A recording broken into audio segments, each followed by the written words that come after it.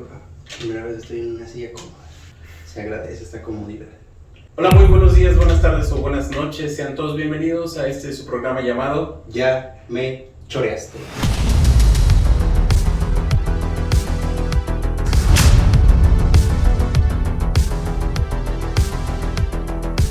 Con ustedes los mismos de siempre, tanto Salvador Como Diego. y pues bueno, el día de hoy tenemos a un invitado especial de igual manera. Su nombre... Pavel Zavala. No se preocupe, profe, también se le olvida mi nombre. Profe, yo me olvido de todos los nombres, una disculpa. El profe es Pavel Zavala. clases de filosofía aquí en la universidad. Estuvo dándonos filosofía política, que la verdad está interesantísima. Me hubiera gustado más que estuviésemos en un salón, porque yo creo que era más dinámica. Por lo mismo, la política, a veces nos hablan de política y es como de... Pero, y más en línea, considero que era mejor en un salón, pero pandemia, sucedió lo que sucedió. No sé, Salvador, para usted la experiencia de filosofía política. A Salvador sí le tocó. El modelo híbrido. Fue presencial. De primera instancia, pues sinceramente a mí me causaba cierto pavor la filosofía política. ¿Sí? No conocía tanto, creo que es por eso que no me causaba tanto interés. Y por eso voto por el PRI. Pero no, el voto es secreto. La clase me gustó, o sea, estuvo interesante. De hecho, salí con varias dudas resueltas, sobre todo de qué significaba derecha e izquierda, las diferentes ideologías políticas que hay, porque al parecer son muchas, pero a mí me agradó la clase. Y pues como dices, hoy tenemos al profe Pavel. ¿Cómo está, profe, el día de hoy? Muy bien, muchas gracias. Pues aquí, enterándome de qué opinan mis alumnos de mi materia. Estoy seguro que es porque pues, ya pasaron, ¿verdad? Y se sienten comprometidos a hablar bien de la materia. Es que de hecho, porque ya pasamos, es que ya podemos hablar. No, estuvo interesante las lecturas que nos daba, como por ejemplo la de Hannah Arendt, y sobre una lectura que no recuerdo, pero hablaba sobre cómic, y era referente a la política. Ideologías políticas Ajá. y cultura de masas. Y luego también hablaba de un niño religioso que promulgaba sí. la religión en Latinoamérica. Sí, de hecho fue, bueno, la idea de filosofía política originalmente, antes de que yo tuviera el curso, o cuando yo recibí el curso, mejor dicho, era como analizar los procesos de cambio en la política, ¿no? Y analizar cómo en la actualidad el Estado, la democracia ya no significan lo mismo que hace 500 años, ¿no? Yo lo fui llevando un poco más a esta cuestión de ideologías políticas porque me di cuenta que luego los alumnos de filosofía no sabían distinguir entre el totalitarismo y el comunismo, por ejemplo. Okay. O entre el liberalismo y el fascismo. Entonces muchos decían, ¿cómo un libertario, un liberalista puede ser fascista? Bueno, pues sí, claro que se puede ser libertario y fascista. Ahí está Augusto Pinochet.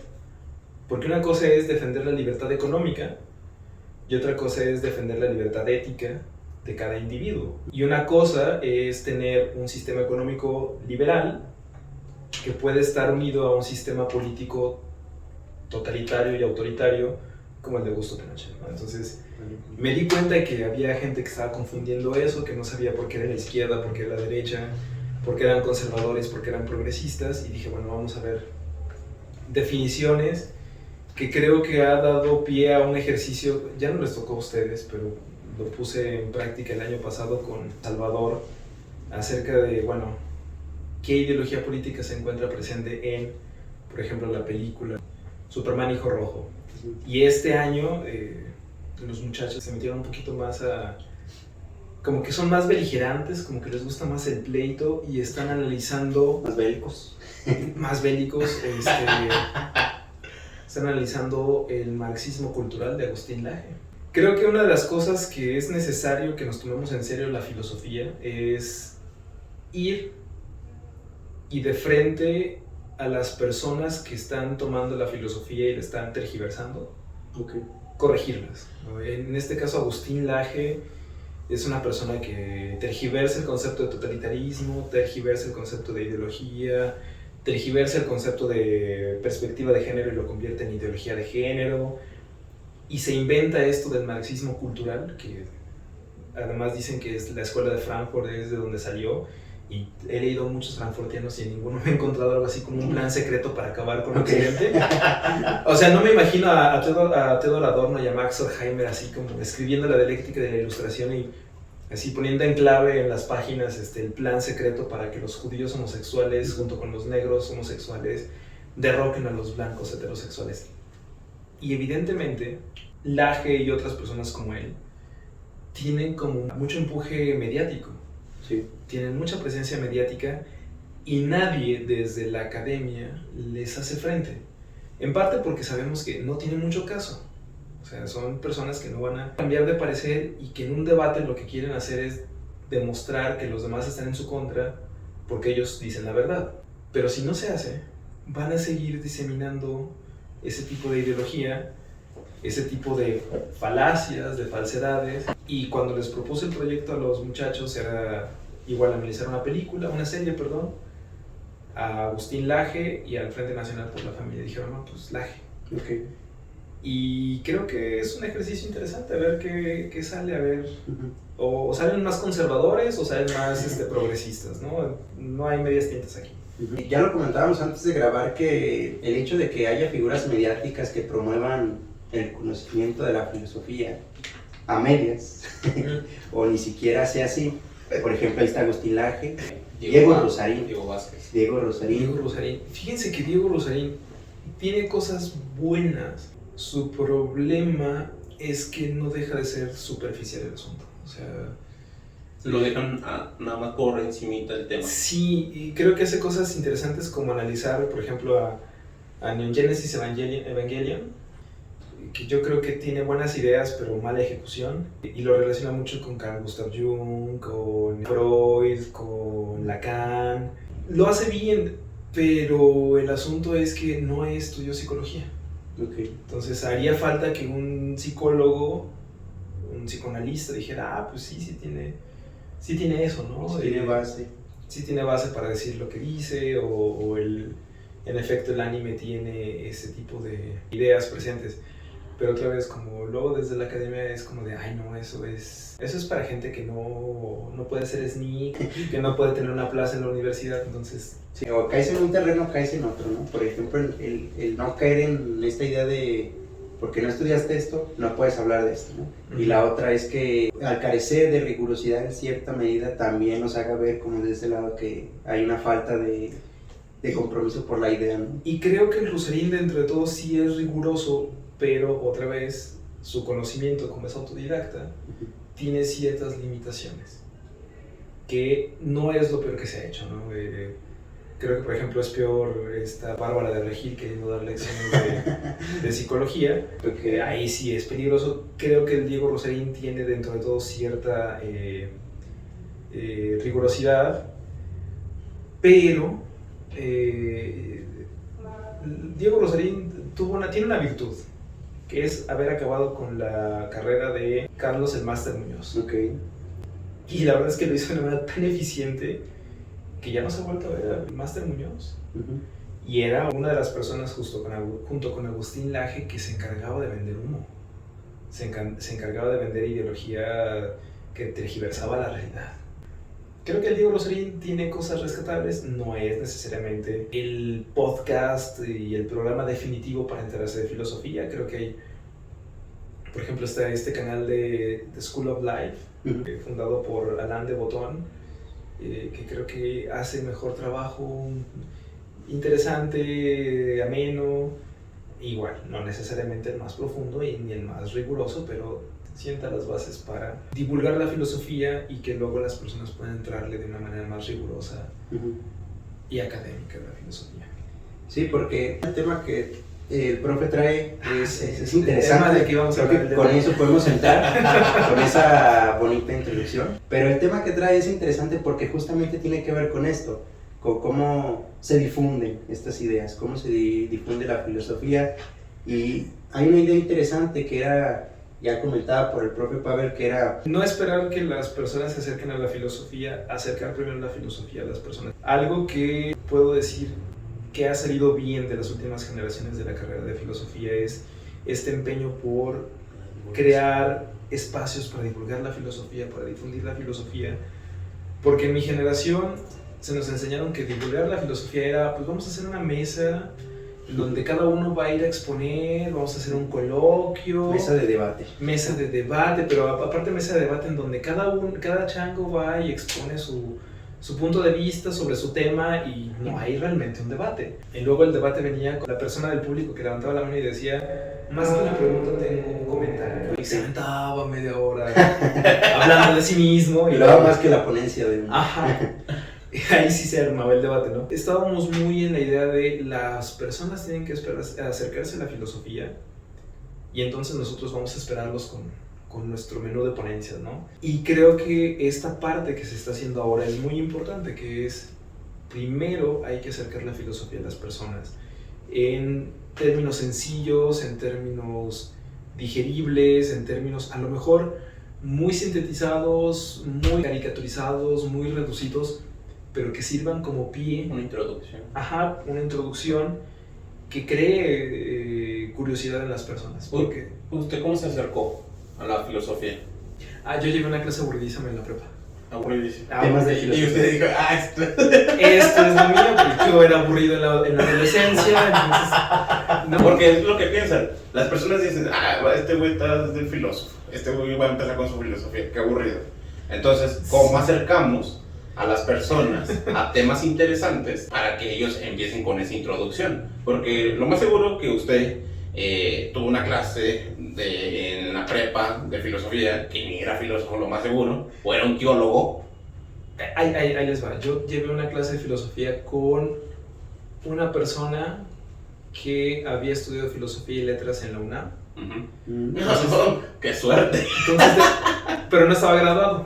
Lo que me llamaba la atención era que él llegaba y ponía, le mando saludos al profe, que ni siquiera me acuerdo cómo se llama, pero escribía frases en griego clásico, o en latín. Okay. Entonces, ya ahí tenía como mi atención, ¿no? Porque me llamaban a mí las lenguas, aunque yo era malo para el inglés y otros idiomas, me llamaban la atención mucho las lenguas, muertas. En general, como que los idiomas me llamaban la atención, aunque no era bueno desarrollándolo.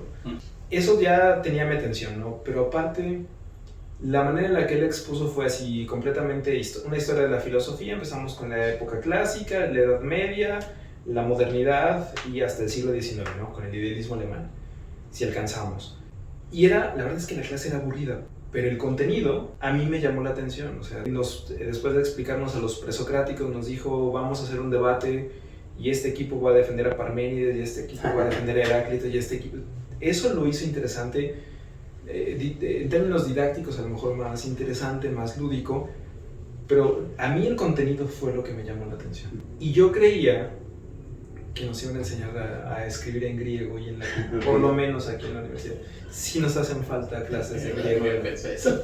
Sí nos hacen falta clases de griego y de latín. Y tal vez yo hubiera sido bueno en filología, ¿no? Como analizando textos en lenguas muertas, traduciéndolos. Tal vez yo hubiera ido por ahí, pero no había eso. Entonces me tuve que conformar con filosofía. Como Nietzsche. No, bien. Bien. Okay. Pero vamos a eso. Nosotros quizá tuvimos como esa parte de que, pues bueno, nos tenemos que acercar de un modo u otro a la filosofía porque nos interesó lo que hay en el fondo, no como tal lo que nos hablan sobre Parménides. Porque ¿cuánto rescata de todos los compañeros que tuvo en la prepa? ¿Cuántos estudiaron filosofía? ¿O cuántos empezaron a investigar respecto a la filosofía? No, ninguno. Más que usted. Y entonces, ahora que ahorita tenemos los medios y las formas para poder llevar la filosofía, pues bueno, de esta forma tenemos que quitarnos un poquito todos estos paradigmas que tenemos respecto a la filosofía. De que siempre es un güey que está o drogado, o va a hablar sobre temas de los cuales nunca va a acabar, como una ponencia. Sí, porque luego aparte las ponencias siempre terminan en... Bueno, es que además me quedan 2 minutos, les comento rápido mis conclusiones, pero esta cosa va a continuar. Siempre quedan ahí. Y una de las formas que yo me acerqué fue escuchando las historias de los filósofos. O sea, a mí me llamó las historias de los filósofos y dije, güey, tienen cosas interesantes. Obviamente, si lees los textos, te vas a interesar más. Chismecito. Chismecitos, por ejemplo. Y ahora que existe internet, creo que ha existido más difusión de la filosofía. Vaya, ahorita mencionaron a Rosarín, mencionaron a otro youtuber que la verdad no conozco, pero hay otro que se llama La Fonda Filosófica, que es un profesor de la UNAM, donde te explica casi literal el libro. Y te dices, vaya, me habla muy así de, no, sí, vamos a hablar acerca de la filosofía. Pero pues ya es más ya no estás leyendo la introducción, ya estás investigando más a fondo sobre la persona que quieres investigar. Siempre se mencionó como el mundo de Sofía. Bueno, las personas no les gusta leer. ¿Cómo nos vamos a acercar, aunque sea, a la introducción del mundo de Sofía? Bueno, ahora les ponemos un podcast, les hablamos en la radio, como aquí tenemos en la UA Luciérnaga, pero ahora, ¿cómo nos acercamos un poco más? Porque están los medios, pero ¿cómo nos acercamos un poco más? Yo creo que hay que partir de mostrar que, de hecho, muchas cosas que le gustan a la gente tiene de fondo ideas filosóficas. Por ejemplo, esta serie Dark, que fue muy popular hace algunos años, detrás tiene la idea del eterno retorno de Nietzsche, ¿no? Esta idea de que si la riegas una vez, la riegas eternamente porque lo vas a estar repitiendo, pero ¿qué pasa si puedes cambiarlo? Por ejemplo, La Casa de Papel, no la he visto. Tiene problemas éticos. Tiene problemas éticos, pero también si el sistema es injusto, ¿por qué los explotados no podrían, por medios injustos, hacerse de lo que con justicia les toca a ellos, ¿no? Un problema ético, un problema incluso de fundamentación de los valores, ¿no? O sea, ¿por qué si el mundo es injusto conmigo y me explota, por qué yo no puedo regresarle esa injusticia a la clase que me está explotando de manera injusta? Porque vamos a eso, ahí están los problemas de filosofía. Quizás nosotros veamos una serie y lo notemos. A las personas que nada más dicen, voy a ver esta serie, y les interesa el problema, ven, aquí hay un problema. Entonces, ¿qué hay más ahí? Es ahí donde quizás nosotros debemos como adentrarnos y decirle, no, pues sabes qué, aquí se habla sobre un filósofo llamado Nietzsche, sobre el eterno retorno. Y es ahí donde empezamos. Y tal vez incluso nos hace falta el ejercicio de hablar de una filosofía sin mencionar la clasificación de la filosofía y al autor. ¿Cómo hablar de vitalismo sin mencionar la palabra vitalismo y Nietzsche? O cómo hablar, por ejemplo, de teoría crítica y crítica a la sociedad sin mencionar marxismo occidental y escuela de Frankfurt. Creo que por esas palabras la gente empieza a... Exacto, o sea, necesitamos todavía, que creo que es la fase en la que se encuentran ahorita los podcasts, que es acercar conceptos filosóficos a las personas de una manera que no parezca filosofía, de una manera que no tenga esa seriedad y esa condición como de alienígena de la filosofía, ¿no? De esa cosa rara que solo unos pocos enviciados o iluminados pueden entender. Sí. Y bueno, creo que es importante esta fase también de ustedes de, pues vamos acercando a la gente, ¿no? Vamos llevando la filosofía a las personas, porque creo que también responde a una necesidad propia a la que se enfrenta la filosofía en Aguascalientes, y tal vez en el mundo moderno en general, pero en Aguascalientes en particular. Hay que recordar que en 2014 se estaba hablando de que se iba a cerrar la carrera de manera indefinida o de manera intermitente, ¿no? De que iba a ser generacional, ¿no? Terminaba una generación y entonces habría convocatoria para la siguiente generación. Y creo que eso le pasa a las carreras que se han alejado de la realidad de la sociedad a la que pertenecen. Y creo que eso ha pasado porque nos enviciamos demasiado nosotros en voy a leer a Descartes, voy a leer a Kant y voy a relacionar el cogito, la res cogitans con el sujeto trascendental de Kant. Es un ejercicio bueno, interesante, que se puede hacer, claro que se puede hacer. Y eso también, ¿cómo se lo llevas a las personas? ¿Cómo le enseñas a Descartes a las personas? ¿Cómo los acercas a la res cogitans, a la res extensa, a la res divina? Creo que también nuestra propia condición de academia especializada nos llevó a estarnos saturando, a estarnos enviciando, estar encerrados en nosotros mismos. Y entonces llegó un momento en el que la sociedad y la universidad dijeron, ¿y por qué mantenemos a estos chavos? Bueno, Les puedo decir que después de estar casi 2 años y medio en el doctorado en estudios socioculturales en esta misma universidad, les puedo decir que una de las fases importantes de los filósofos es aclarar conceptos como ontología o como epistemología, porque en otras áreas se utilizan estos conceptos, pero no necesariamente de la manera adecuada. Entonces, ahí ya hay un área de oportunidad para el filósofo, para los estudiantes de filosofía. Estarles recordando a otras áreas que esos métodos que están mencionando, esos fundamentos a los que están aludiendo, salieron de la filosofía y si lo están haciendo bien o lo están haciendo mal. Pero también recordándonos a nosotros mismos como filósofos que estamos en una sociedad y que pensamos de acuerdo a lo que esa sociedad nos permite pensar.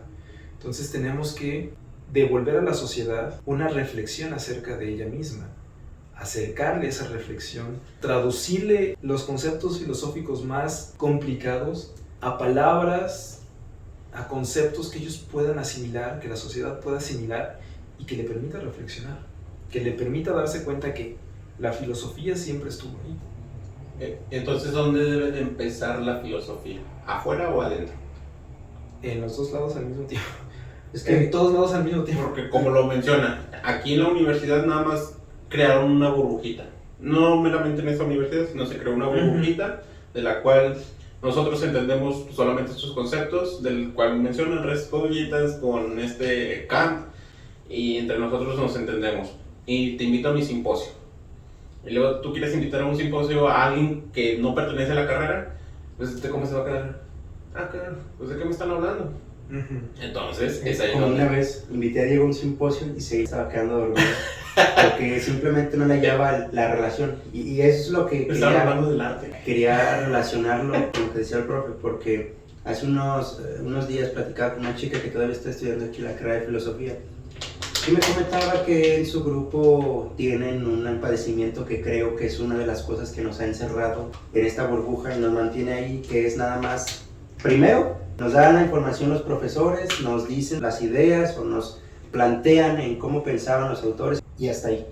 Ella decía, lo que pasa es que mi grupo quiere los conceptos ya dados como para memorizarse, ¿sí? Que ella dice, está bien, tienes que tener cierto bagaje, tienes que tener cierta conceptualización, tienes que tener como esa introducción. Dice, pero lo que yo encuentro es que se ha dado esta idea de que hay que memorizar las cosas para poder hablar de ellas, ¿no? Y una cosa que yo recuerdo mucho que al menos yo personalmente entendí en la carrera era que si tú podías explicarle a otra persona lo que para ti te resultaba complejo, estabas haciendo ya un progreso para ti y para el conocimiento que podías aportar. ¿Por qué? Porque dice Diego, pues sí, me lo enseñan los profesores y te pueden invitar al simposio, pero la cosa es cómo lo vas a relacionar tú con allá afuera del salón, que creo que eso es algo también. Queremos conceptos ya preestablecidos, ya dados, y nosotros no pensamos más allá de esos conceptos, no los sometemos a una crítica, a una posición de si estoy en contra o estoy a favor, ¿no? Porque al final de cuentas, si hay conocimientos que posiblemente son muy diferentes y que pueden ser de uso exclusivo de la filosofía, pero los puedes transmitir al uso cotidiano de la vida. Ya lo comentaba el profe, hay una área de oportunidad que es posiblemente el corregir, pero incluso el conocimiento, sabiendo nosotros que lo poseemos y que otras personas no deberíamos encerrarnos en esta idea de que porque lo tenemos somos superiores a los demás, ¿sí? Y esa es una de las cosas que también afecta en la filosofía, que al tener un conocimiento que alguien no, nos sentimos superiores y en la potestad de decirles, están tontos porque no conocen eso, ¿no? Y vaya, eso creo que es lo más errado que posiblemente alguien pueda aprender en esta carrera o en otra. Si nosotros intentamos relacionar este conocimiento que se nos está dando con la realidad, lo podemos explicar, se lo podemos definir a otra persona que quizás no esté tan apegada, no esté tan interesada en esto, pero le tenga interés ya después de que haya esa explicación de nuestra parte. Ahí está la difusión, ahí está esto, y lo hablábamos, están estos medios de comunicación que nos dan la oportunidad, así que son bastantes y hay muchos formatos. Yo creo que en ese sentido también esa es la área de oportunidad, de difundir la filosofía, como lo mencionaba el profe, a las personas, y no necesariamente decirle a las personas, vengan, o sea, como que abarroten la carrera de filosofía porque son muy poquitos para empezar, ¿no? No, Creo que el conocimiento, como lo mencionaba tanto en las series como en las películas, traen de sumo ideas que se pueden abordar filosóficamente, pero otra vez no desde la misma filosofía, sino con la misma cotidianidad de que si sucede esto, ahí hay algo que reflexionar. Un choque, pasa un choque, ¿por qué la gente se enoja? ¿Por qué la gente luego busca un culpable en vez de un responsable? Pero creo que esos son los prejuicios o las cosas negativas que a veces que yo siento que la carrera puede dejar si no se alcanzan a quitar de principio, ¿no? Y sobre todo, y eso yo creo que es lo peor, que un profesor te diga que hacer todas esas cosas negativas son correctas. En un punto yo pensé, ¿cómo llevo la filosofía a la práctica? Porque nos dieron una clase de filosofía práctica. Y dije, oye, ¿cómo la llevo? O sea, nada más leo y es impartir clases. Pues dije, no, la tengo que llevar de otro modo. Y luego nos enseñaron ¿cómo se llama? Lo que estaba haciendo Ilse. Prácticas filosóficas. Ajá, que era como dar psicología. Consultoría filosófica, pero dije, pues si damos consultoría filosófica, las personas van a pensar que es mejor un psicólogo que un filósofo. Y obviamente es una idea errónea, la que la otra vez estábamos explicando, y se nos la aclaró. Y dije, entonces, ¿cómo la llevo? Es ahí donde empecé con lo del podcast. Dije, ¿por qué no hacemos un podcast? Hablamos acerca de filosofía, pero sin hablar de filosofía. Obviamente todavía andaba metiendo los conceptos o los nombres de los filósofos. Pero ahorita que me estoy dando cuenta, es como de, sí, estoy hablando desde acá para mí y de mí hacia las personas que solamente entienden. Ahora es como que, ¿qué temas principales o qué temas son fundamentales para llevar a la sociedad? Porque como menciona, nosotros, los filósofos, estamos como, no sé si decirlo, enajenados a la sociedad, como separados. Alienados de la sociedad. Alienados, porque nosotros acá con nuestros conceptos y la sociedad por otro lado. Pero ahora, ¿cuáles son los temas importantes a llevar? Por ejemplo, ahorita estamos hablando sobre sus clases de filosofía política. Ok, ¿cómo les explicamos a las personas la filosofía política sin que cuando mencionen la palabra filosofía y política no me manden a la fregada? La tarea más importante del filósofo en Aguascalientes en este momento es encontrar la manera de, sin caer en la potestad y el derecho de humillar al otro por no saber algo, sí asumir la responsabilidad de, bueno, es que ese concepto no está bien utilizado, lo voy a corregir, sin que se sienta como ay, mi niño, mi niña. No ser condescendiente. No ser condescendiente, pero tampoco ser es que ¿por qué no sabes? Si eres universitario ya tendrías que saber, ¿no? Eso por una parte, que tiene que ver con el carácter del filósofo o del estudiante de filosofía, en donde de pronto nos enseñan, y yo lo recuerdo, que era como, bueno, es que como van a ser poquitos, van a ser como la crème de la crème, entonces tienen el derecho a humillar a los demás. Sí, prácticamente llegué a sentir eso, o no te lo dicen, pero los profesores lo demuestran, ¿no? Cuando se planta un profesor en un simposio a humillar a otro profesor o a humillar a los alumnos, dices, bueno, ¿y por qué? ¿Para qué? Nada más porque le está diciendo que no leyó el libro que él sí leyó, o que él está siguiendo una línea diferente a la que él está mencionando, o que no lo leía en la editorial que o porque no lo... Ajá. Entonces yo creo que tenemos que comenzar por aceptar que tenemos que divulgar y difundir la filosofía en términos más sencillos, menos abstractos, teniendo en cuenta que necesitamos como dos cosas, ¿no?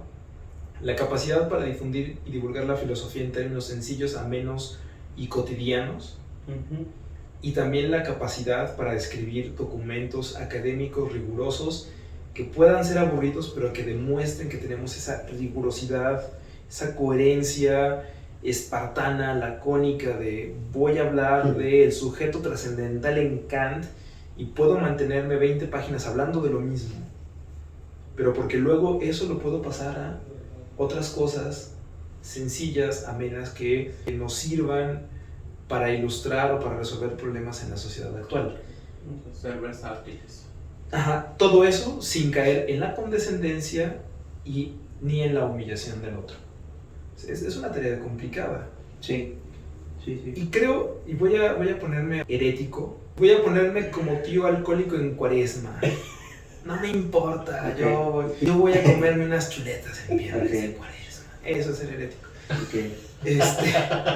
Creo que le hace falta al estudiante de filosofía y al profesor de filosofía entender que la filosofía es una profesión más. Una profesión más. ¿Por qué? La filosofía es una profesión que, como el médico, como el contador, como el abogado, se ejerce de 8 de la mañana a 4 de la tarde, en horario de clase. Pero, como el médico, el abogado o el contador que está comprometido con su trabajo, que está comprometido con su profesión, porque su profesión es parte de su carácter, de su ethos, no nada más de 8 de la mañana a 4 de la tarde va a estar pensando en ser médico, en ser abogado, en ser contador, va a estar pensando también en ser filósofo, después de ese horario. Sí. Entonces, pensamos, porque luego nos hacen creer, ¿no? Es que la filosofía no es una profesión como las demás, es un estilo de vida. El contador, el abogado, el médico te podría decir lo mismo, es un estilo de vida. O sea, el médico se quita su batita y baja al nivel del piso y no puede atender hasta que se ponga la bata otra vez. El contador está pensando siempre en cómo darle baje a Hacienda con que le regresen los impuestos, ¿no? El abogado está pensando, el abogado se despierta a las 3 de la mañana pensando en chin, tengo una audiencia y estoy seguro que me van a mandar amparo, porque es un estilo de vida. Cuando uno está comprometido con la profesión, cuando la profesión sale del carácter de uno mismo, del ethos de uno mismo, es un estilo de vida. Lo vive y lo ve en todas partes. Exactamente, y el asunto es que luego nos hacen creer que la filosofía o letras o arte son como cosas especiales que contemplativas. Contemplativas, pero que además nos elevan por el resto de la sociedad. No somos una profesión nada más, somos un estilo de vida. Otra vez, cualquier profesión que se ejerza con amor, con compromiso, te puede decir lo mismo. Creo que también hay que bajarle nosotros a nuestras expectativas, a nuestra petulancia y decir, es que somos una profesión más. O sea, yo de pronto, si me aburrí de dar clases de 8 de la mañana a 4 de la tarde, yo llego a mi casa y yo ya no estoy pensando en filosofía. Yo llego y pongo La Rosa de Guadalupe. ¿Por qué? Porque quiero saber qué está pasando en la mentalidad de las personas, no más por diversión. Pero si de pronto hay una clase que me emociona, por ejemplo, con filosofía política, luego me emociono mucho pensando desde enero el proyecto final de junio. Me emociona y estoy pensando en eso y estoy pensando en qué les voy a decir a los muchachos cuando empiece mayo y cómo voy a distribuir el trabajo, porque me emociona. Si no, si es, casi de ética profesional con los de contador público, pues nomás estoy pensando en voy, checo, doy mi clase y me voy. Y reviso tareas y cámara, ¿no? Subo calificaciones y ya estuvo. Pero eso es porque con una hay un compromiso desde el carácter, desde el ethos. Y la otra es mi trabajo. Y creo que nosotros también tenemos que empezar por aceptar que no somos bichos raros, somos parte de la sociedad. Y hay otros bichos raros en la sociedad está hecha de bichos raros. El médico que no se quita la bata, el contador que no quiere soltarle, no quiere pagarle los impuestos a Hacienda y quiere que le devuelvan impuestos, el abogado que quiere ahorrarse un amparo y ganar el juicio a la primera. O sea, son bichos raros. Y creo que eso tendría que ayudarnos a nosotros como filósofos a relacionarnos más con la sociedad y a la sociedad relacionarse más con nosotros. Sí, no excluirnos de primera mano, ¿no? Por lo que estudiamos o por cómo pensamos. Y precedido también por el mismo exterior, ¿no? Porque si uno que estudia adentro en la academia, filosofía, se siente exclusivo de sí, le hace ver a la sociedad eso y la sociedad va haciéndolo un dogma, lo va haciendo una idea de que, pues porque piensa esto, porque estudió esto, ¿no? Y lo mismo puede pasar con otras carreras, ¿no? Entonces creo que eso también sería como arrancar esa idea de que somos exclusivos. Exacto. ¿Sí? Y por exclusivos el verlo de una manera, sé más que tú, estudié esto, estás mal en esto. La filosofía no es VIP, la filosofía es del pueblo y para el pueblo. Y creo que todas las profesiones tendrían que ser del pueblo y para el pueblo, si no, no tienen razón de ser. Pienso que todavía lo estamos haciendo desde el filósofo hacia la sociedad, pero vamos a ponernos de la sociedad hacia el filósofo. O sea, hay que quitarnos como el concepto de nosotros de filósofos Y, ok, nosotros nos acercamos de un modo u otro a la filosofía, pero nos acercamos. Ahora, la sociedad, tenemos que pensar como ser social, cómo se tiene que acercar a la filosofía, cómo se tiene que acercar. Ese es el tema. Porque yo, ¿cómo voy a hablar de mi filósofo favorito para que las personas se vengan y empiecen a hablar o empiecen a cuestionarse sobre la angustia, la desesperación? A lo mejor lo primero sería dejar de hablar de esos temas. Exactamente. O sea, Y es ahí donde le mencioné. Van a una peda y se me ponen a hablar de eso. Sáquense. O sea, ¿cuáles son los temas interesantes para la sociedad? Por ejemplo, un tema interesante para mí que necesita la sociedad es la política. Ahorita, si vemos la política, hay dos bandos: el chairo y el fifí. Ahora, ¿cómo acercamos al chairo y al fifí para que piensen como seres políticos?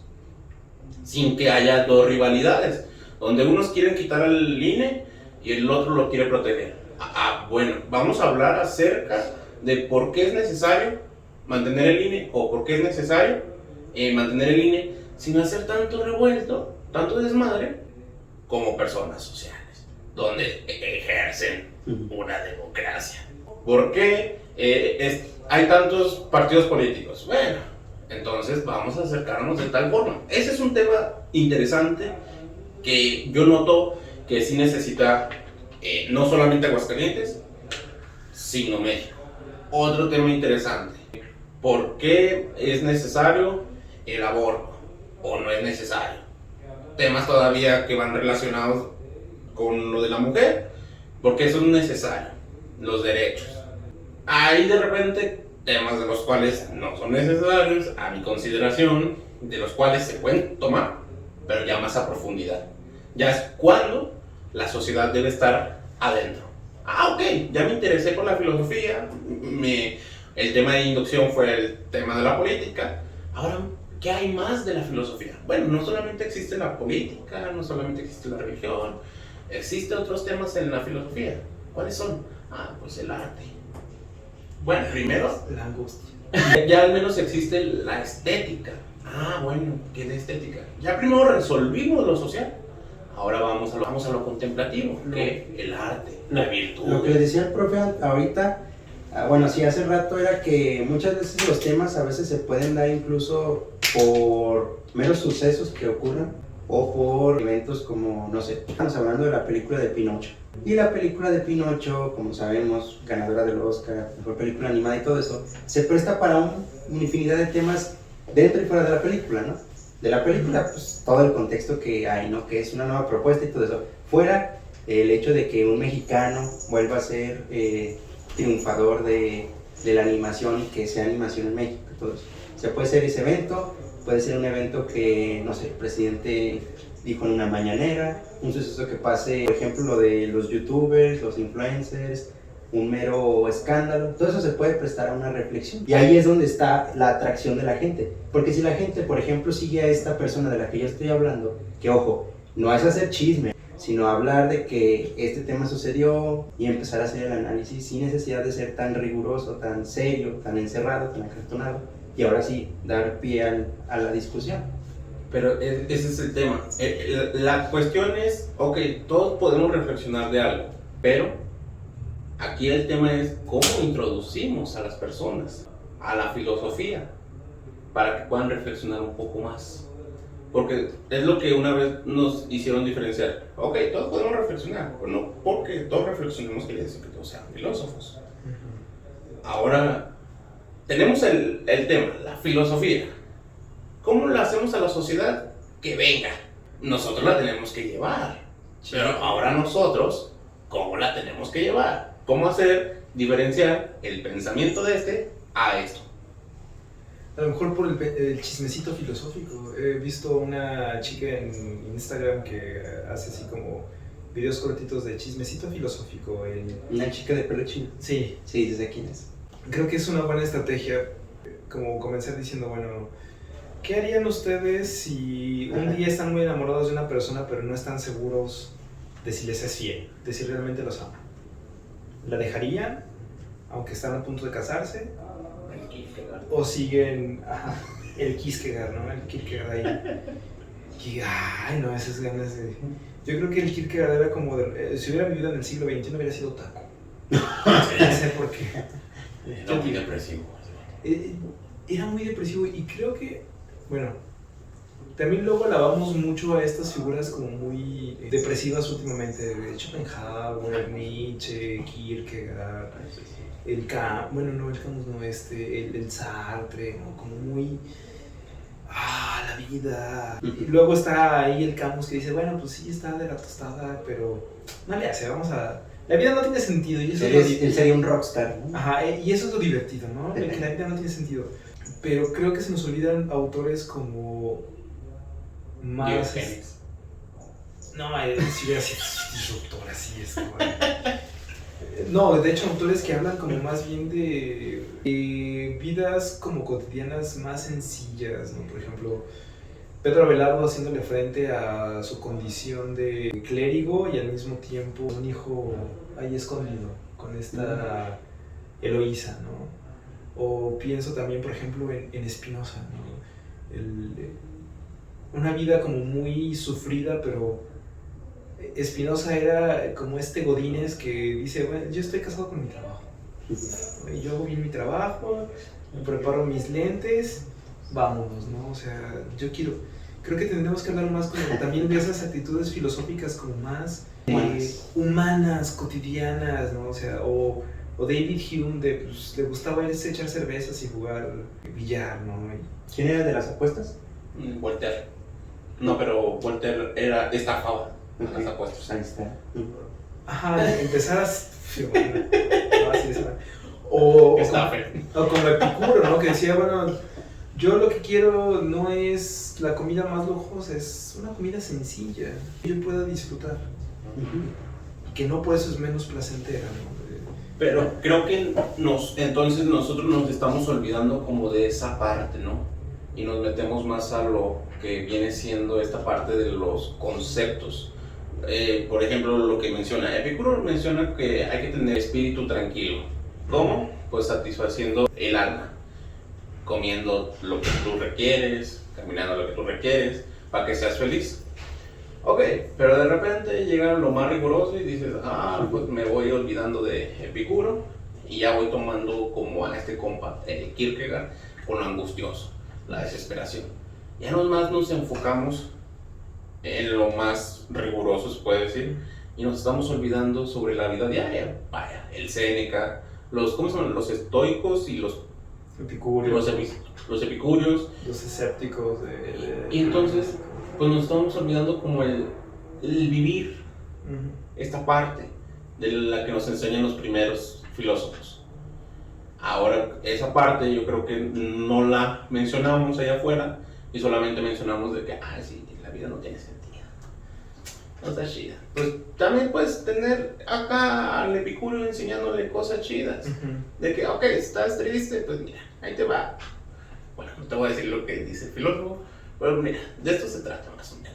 O hacerles, o sea, por ejemplo, si es una clase, decirles a los chavos de lo que ellos viven, decir, bueno, este autor mencionaba algo parecido, ¿sí? Este autor lo definía así, pero es abordarlo al revés, no del autor a la gente, sino de la gente al autor. Ajá. Y eso está padre porque poca gente tiene esa forma de hacerte llegar el conocimiento.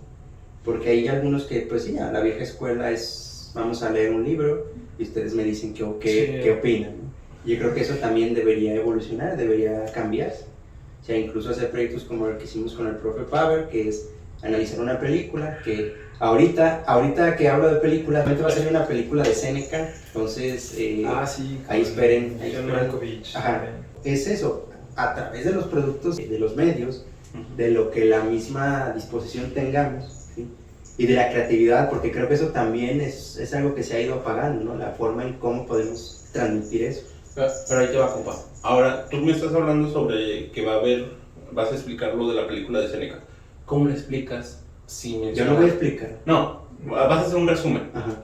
¿Cómo das ese resumen para que las personas lo vean? ¿Cómo lo harías? ¿Cómo? Vas a hablar sobre Séneca, pero tú sabes de Séneca. Y yo te puedo entender que sabes de Séneca. Sí. Ahora una persona que no sabe de Séneca nunca he conocido un filósofo, ¿cómo le vas a hablar sobre él y la película para que no solamente se atraiga o vea la película, sino que se adentre a los libros? Porque si tú lees a Séneca, tú dices, güey, dice cosas tan interesantes que lo puedo vivir al día al día. De hecho, hay un autor que, gracias a ese autor, creo que ha sido conocido el estoicismo todavía más, Ryan Holiday, que él habla como de un estoicismo más cotidiano, más de vivirlo, así en la vida misma, el estoicismo. Pero hay algo interesante, y ahí voy otra vez a lo mismo, es la creatividad que le pongas al contexto que estás viviendo. Porque tú dices, puedes explicar a Séneca, sí, porque entiendes a Séneca, ¿sí? Pero quizás es momento de no explicar a Séneca, es explicar la idea de Séneca, una idea de Séneca que la misma película puede plasmar. Por ejemplo, yo usualmente en reseñas que hago de música, de películas, de series, trato de hablar del contexto en el que se fija eso. Por ejemplo, hablé de una vez una polémica que surgió con el grupo Milli Vanilli, que era que ellos no cantaban, ¿sí? Y ellos sabían perfectamente que eso era un fraude cuando se les dio el Grammy. Entonces yo planteo que a través de todo eso, una pregunta, ¿sí? Que creo que eso también podría dar pauta al diálogo, pero otra vez no como fijando esto de, bueno, esto es un dilema ético, no. Consideran que es responsable o culpable de lo que sucedió, ¿sabes? O sea, yo creo que ahí tiene que ver también en la creatividad, en el ingenio que le tengas al explicar la idea. No es necesario explicar detalladamente la idea o al autor completamente, sin dejar de lado el contexto que hay de la sociedad. Y yo creo que ahí está lo interesante. Creo que tengo que explicarle a la otra persona, no tengo que explicarme a mí. ¿Sí? Porque eso pasa también, que cuando intentas hacer un ensayo o algo parecido, te intentas explicar a ti. ¿Sí? Te tratas de convencer a ti y tratas de convencer a los demás. Pero la cosa no es esa, la cosa es difundir una idea. ¿Cómo puedo yo difundir una idea así? Pues Séneca hablaba de la brevedad de la vida, porque la vida debería ser aprovechada. Es un diálogo, tenemos que buscar el diálogo, no un simple monólogo. Abrir la pauta al diálogo, a la curiosidad, a la crítica. Y eso es lo que permite el desarrollo. Si nos quedamos en la misma posición de yo te voy a explicar algo, pero hasta ahí, yo te explico y ya. Si tú me crees, eso es otra cosa, como este podcast. Tiene que surgir una respuesta. Pero ahora viene lo complicado. ¿Cómo hacemos a las personas que hagan un diálogo? También considero esa parte. Ok, les queremos enseñar filosofía. Queremos llevar la filosofía. Pero ahora, ¿cómo vamos a diferenciar una discusión de un diálogo? De que ya me estás diciendo, pinche marihuana, porque parece estudiar filosofía. ¿Cómo enseñamos que esto es una domina? Mira, esta parte del argumento que me estás diciendo, quizás difiero por estas razones. Ahora, ¿cómo diferenciamos, cómo enseñamos esa parte? Porque es lo que estamos hablando con el profe Gensole. Hay que llevar esta parte de que las personas empiecen a dudar, empiecen a argumentar de tal forma.